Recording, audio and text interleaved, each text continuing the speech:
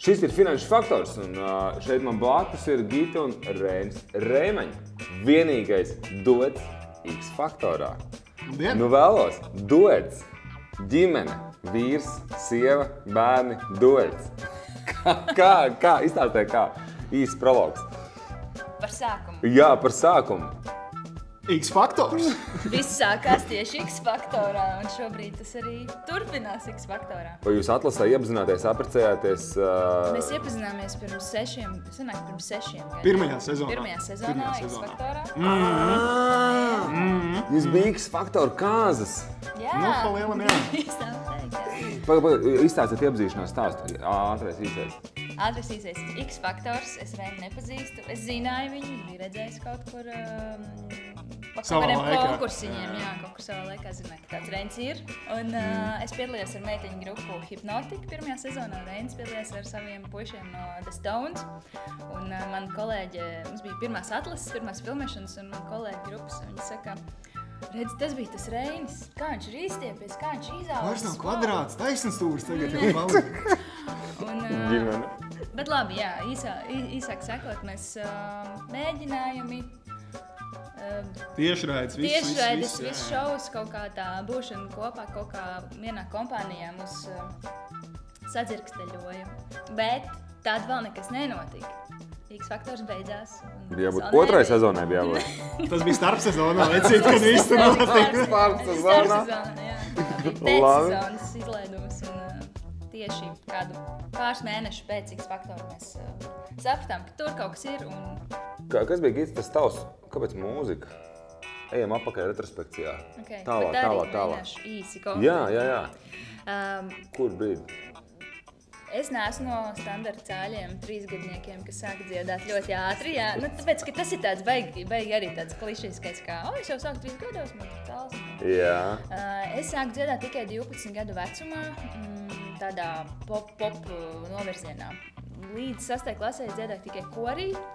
Tad, kad es sāku iet studijā uz popgrupu, tad man koru skolotāji vienkārši man gribēja izbanot no turienes, jo viņi uzskatīja, ka jābūt klasiskiem pamatiem un ārprāts, un es atkal gribēju kaut ko stilīgāku, un pēc tam no 14 gadiem es sāku dziedāt Aprīļa Pilēna studijā Rīgā, un tur es atkal tā rīktīgi pilnveidot tādu pop dziedāšanu tehniskā ziņā, un sāku braukāt tādiem starptautiskiem konkursiem. Kā ar tevim? Smējies vai raud, bet Jūras Akmentiņš, un es mīlu to popstudiju. Vēl šobaldienu man ir ļoti labas attiecības ar popstudijas vadītāju Lūciju. Un es gan biju klasiskais cēlis, kā Gita saka. Jā, 3 gados vai 4 novinēju Ventspils cēli, tad devos uz Rīgu. Tad neatceros, bet Rīgu, man liekas, nenovinēju. Un tad tālākais jau tur bija. Mani sāka, kā saka, likt iekšā pie vecākiem, jo man laikam labi izdevās, cik es sapratu. Un tad 2004. gadā, es gan 20 gadus apakaļ, es gadu pēc Dzintara Čīča piedalīšanās bērnu Eirovīzijā aizbraucu kā bēkvokāls Mārtiņam Talbergam. Es biju uz to brīdi, 2004. gadā, jaunākais uz to brīdi dalībnieks bērnu Eirovīzijas vēsturē. Uz to brīdi man bija 8 gadi. Es biju bēkvokāls, es nebiju solo dziedātājs, tur bija Mārtiņš. Es biju arī dejotājs. Tu biji dejotājs. Ja ir vēl video, kaut kur var uzrakt. Kāzas nosvinēts? Šī pārēde, šis podcasts un raidieraksts saucās Finanšu faktors. Mēs runājam par naudu, par finanšu pratību tāpat skaitā. Un kāzās ir viena tāda muļķīga spēle, kur ir graudi, tad sabar naudu un samais, un tad kurš vairāk no pāra izvilks ārā naudiņus, tad saskaita.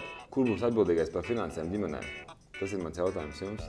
Mums ļoti pamainījās finanšu pratības jautājums. Sākumā varbūt tas bija vairāk uz maniem pleciem. Es no tā nekautrējos, zin kā. Jo mēs iepazināmies jauni, es biju drusku jau pieredzējis darba Es vēl ziņā. Padzīvojis jau. Es vēl studēju Latvijas universitātē tajā laikā un tikai studēju, es nekur nestrādāju, līdz ar to, kā saka, sākumā noraustījās kaut kas, un es pat, teiksim tā, uzreiz šaubījos par to, vai es būšu spējīgs tieši finansiāli dot Gitai tajā laikā, zin kā.